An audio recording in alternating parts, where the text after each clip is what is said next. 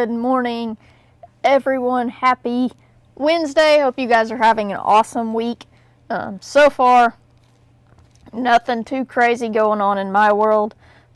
Kids were hyped up on Monday after Halloween on Sunday, so they were crazy and just strung out, and I'm sure just high on candy and sugar.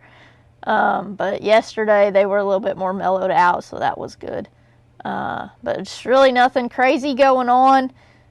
Church tonight, football on Friday, the last regular season game.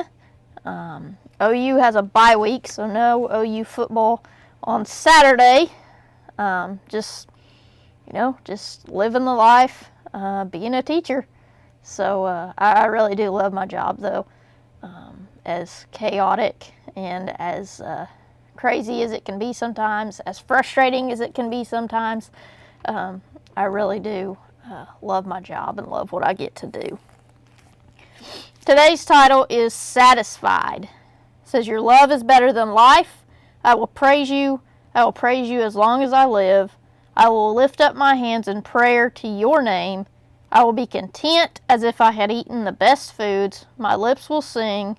My mouth will praise you. That's Psalm 63, verses 3 through 5. So that kind of has a whole lot in those 3 verses, really. It kind of goes back and forth. It goes from praising God to lifting up your hands in prayer to being content, kind of back to praising.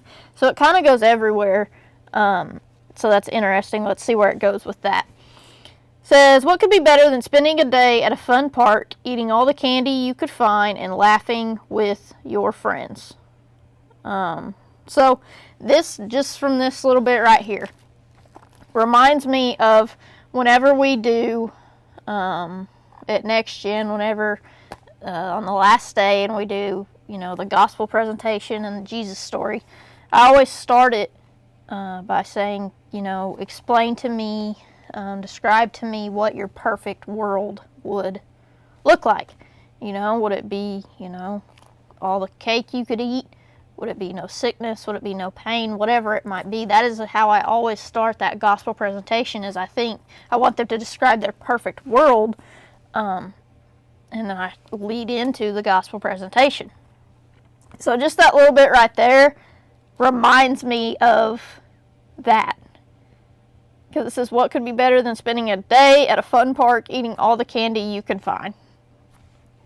Well, would that be a part of your perfect world?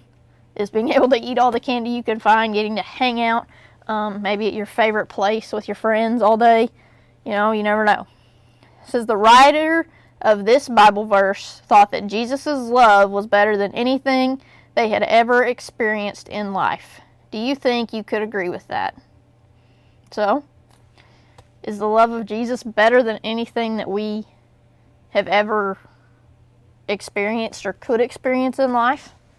Sometimes it might not seem like it. It might just... That's the thing about our walk with God. Sometimes it just seems like you're doing the same stuff over and over again. That nothing really changes.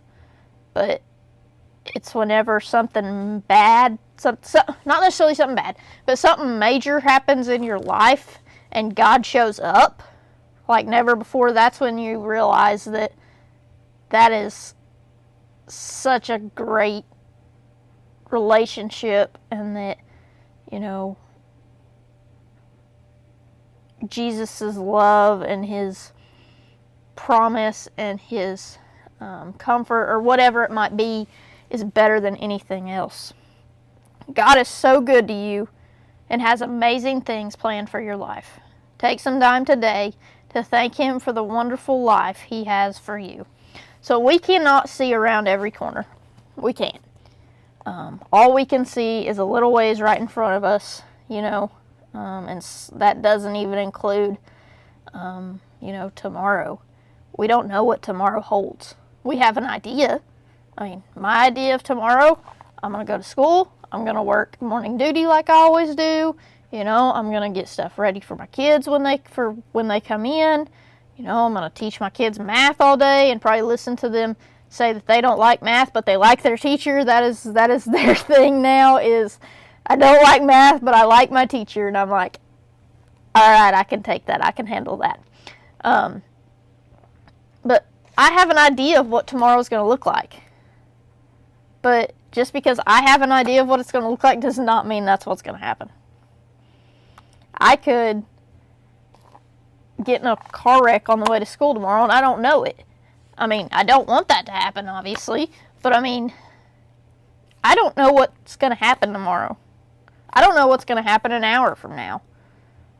I could be walking down the hallway and stub my toe. I don't know. I cannot see that. But God can see it. God can see what's going to happen tomorrow, the next day, the next week, the next month, the next year, every little detail. That's just how powerful He is. Now, even though I cannot see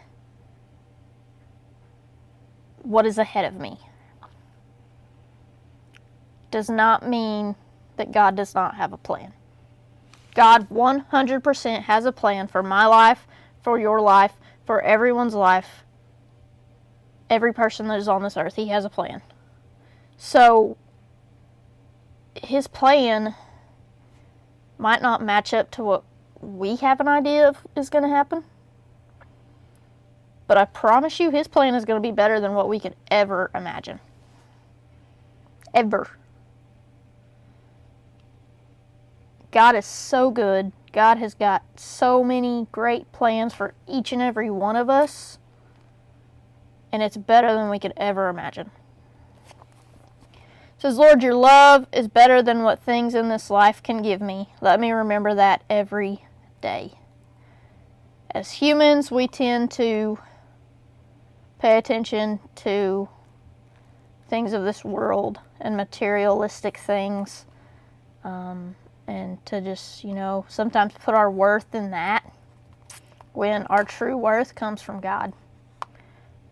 Our true worth comes from Jesus, comes from His Word. Because here's the thing. Some people may not like you. I know I'm not liked by everybody, and I'm fine with that. Over the years, I have grown to be okay with that, because I am not going to change who I am for anybody. So if you don't like me the way I am, then that's fine.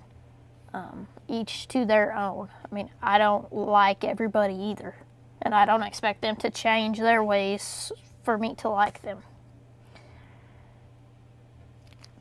But here's the thing. You may not be liked by everybody, but you are loved enough by God that He sent His one and only Son to die for you. If you think about it that way, does it really matter if someone doesn't like you? Does it really matter? Does it really affect your life that much if someone doesn't like you?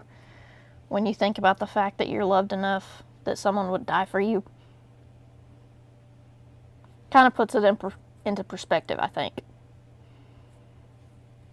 So yeah, they may not like me, but Jesus loves me enough to die for me. Everyone go out, have a great Wednesday, have a great Thursday, and I will see you Friday morning. And as always, be the example.